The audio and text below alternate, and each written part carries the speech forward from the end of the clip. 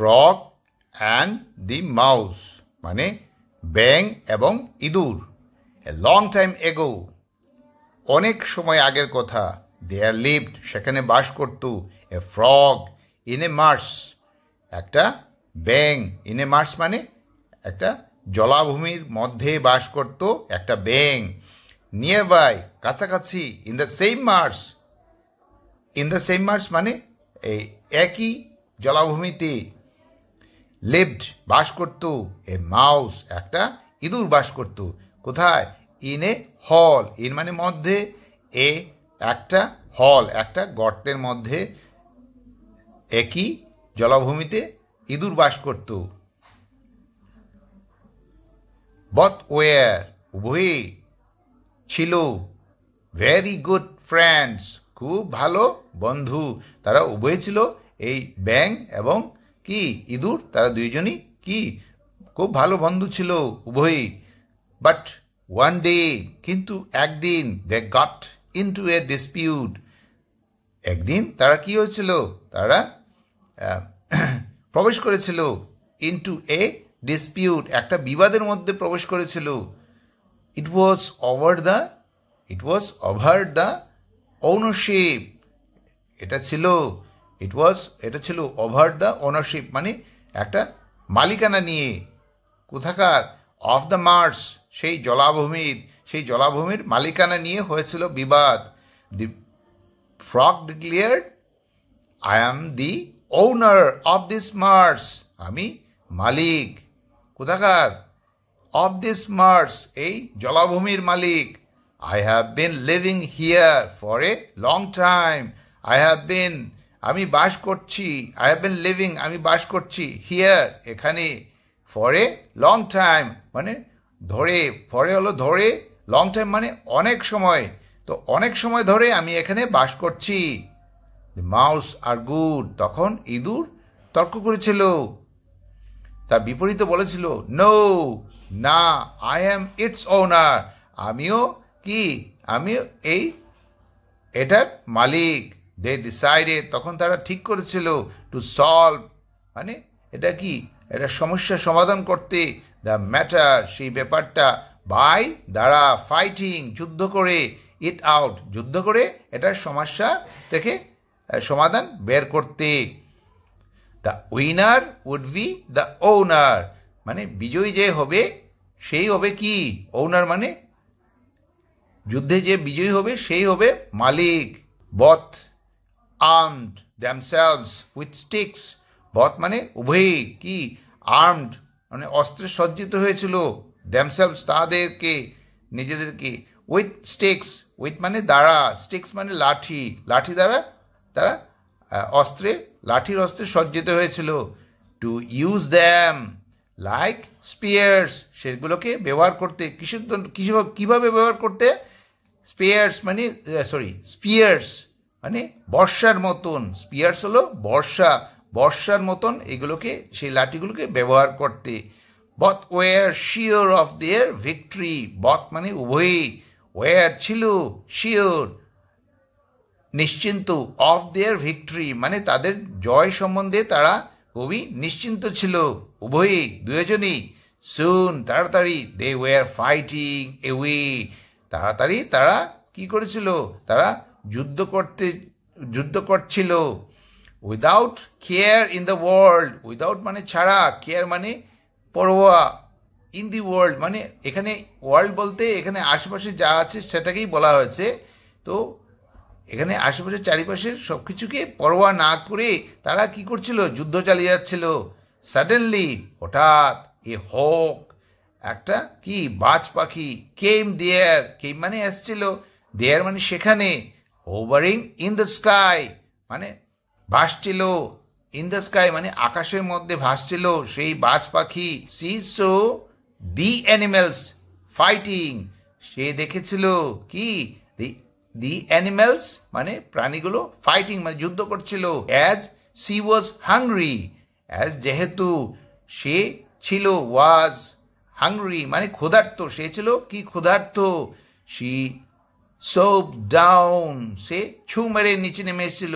কট ধরেছিল, both of them মানে উভয়কে, তাদের উভয়কে ধরেছিল। কিভাবে? ইন হার ক্লোজ, তার নখর দিয়ে, নখরের মধ্যে তাদের নখর দিয়ে তাদের ধরেছিল। অ্যান্ড ক্যারিড, এবং বহন করে নিয়ে গেছিল। দ্যাম, তাদের, এওয়ে, সরিয়ে, কোথায়?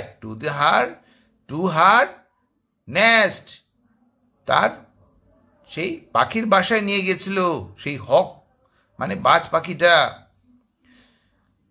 আজকের এই গল্পের মডেল হলো ডিসইউনিটি ইনভাইটস ট্রাবল, মানে যেখানে ইউনিটি নেই, মানে অনৈক্যতা কি করে আমন্ত্রণ দেয় সমস্যাকে, মানে ট্রাবলস মানে সমস্যা, ইনভাইটস মানে আমন্ত্রণ করে। তো ডিসইউনিটি ইনভাইটস ট্রাবলস, মানে যেখানে অনৈক্যতা সেখানেই সমস্যা আরম্ভ হয়। আচ্ছা, এই যে গল্পটা, এই গল্পের মধ্যে আমি কয়েকটা লাইনের কিছু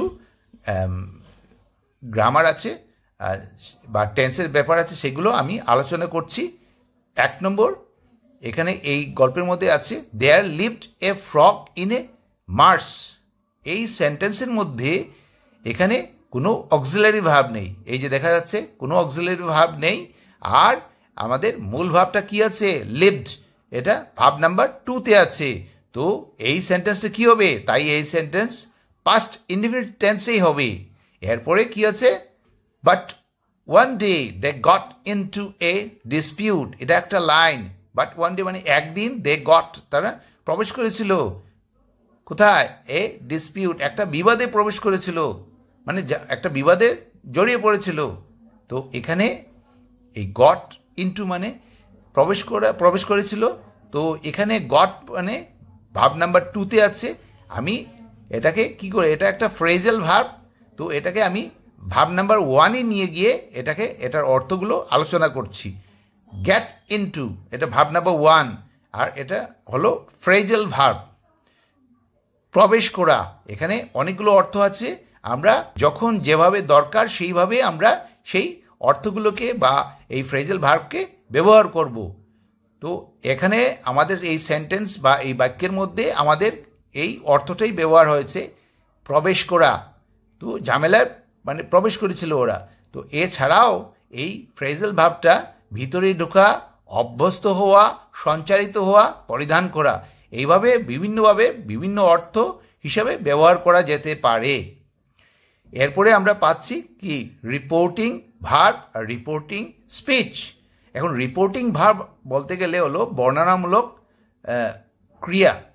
তো আমরা একটা সেন্টেন্স আছে এই গল্পের মধ্যে, সেই সেন্টেন্সের মধ্যে আমরা রিপোর্টিং ভার্ব পাচ্ছি। আর রিপোর্টিং স্পিচ হলো যা বলা হয়েছে তা ইনভাইটেড কমার ভেতরে যেভাবে বলা হয়েছিল ঠিক সেভাবেই তুলে ধরা। তো রিপোর্টিং ভার্বটা হলো দি ফ্রগ ডিক্লেয়ার্ড, মানে ব্যাং ঘোষণা করেছিল। এখন রিপোর্টিং স্পিচ যেটা আমি ইনভাইটেড কমার ভেতরে আছে সেটা আমি পড়ে শোনাচ্ছি। I am the owner of this marsh, I have been living here for long time. আমি এই জলাভূমির মালিক। I have been living here, আমি এখানে বাস করছি, ফর এ লং টাইম মানে অনেক সময় ধরে বাস করছি। তো এই যে সেন্টেন্স আছে, এই সেন্টেন্সের এখানে কোনো অক্সিলারি ভার্ব নেই। দি ফ্রগ ডিক্লেয়ার্ড, এটা রিপোর্টিং স্পিচের ভার্ব। তো এখানে কোনো অক্সিলারি ভার্ব নেই। আর মূল ভাবটা কি আছে? ভাব নাম্বার 2-তে আছে। তো এটা রিপোর্টিং ভার্বটা কি হবে? পাস্ট ইনডিফিনিট টেন্সে হবে। আর রিপোর্টিং স্পিচটা দেখা যাক কি হয়। I am the owner of this Marsh, এটা ইনভাইটেড কমার ভিতরে আছে, তাই যেভাবে বলা হয়েছিল ঠিক সেভাবেই লেখা হয়েছে। এখানে আই অ্যামটা অক্সিলারি ভার্ব, যেটা প্রেজেন্ট টেন্সের অক্সিলারি ভার্ব। আর এখানে এই সেন্টেন্সটা কি হবে? এটা সিম্পল প্রেজেন্ট টেন্সেই হবে। এরপরে আছে I have been living here for a long time. এখানে আই হ্যাভ বিন হলো অক্সিলারি ভার্ব, এটা কোন টেন্সের? প্রেজেন্ট পারফেক্ট কন্টিনিউয়াস টেন্সের এটা অক্সিলারি ভার্ব। আর মূল ভাবটা কি? লিভ, তার সাথে আইএনজি যুক্ত হয়েছে। এই লিভটা হলো ভাব নাম্বার 1-এ আছে, মানে প্রেজেন্ট ফর্মে আছে। তো এই সেন্টেন্সটা কি হবে? প্রেজেন্ট পারফেক্ট কন্টিনিউয়াস টেন্সেই হবে এই সেন্টেন্সটা। তো আজকের এই গল্পটা কেমন লাগলো? যদি ভালো লাগে তাহলে সাবস্ক্রাইব করবেন আর লাইক বাটন প্রেস করবেন, বেল আইকনে প্রেস করবেন। Thanks for watching. Bye bye.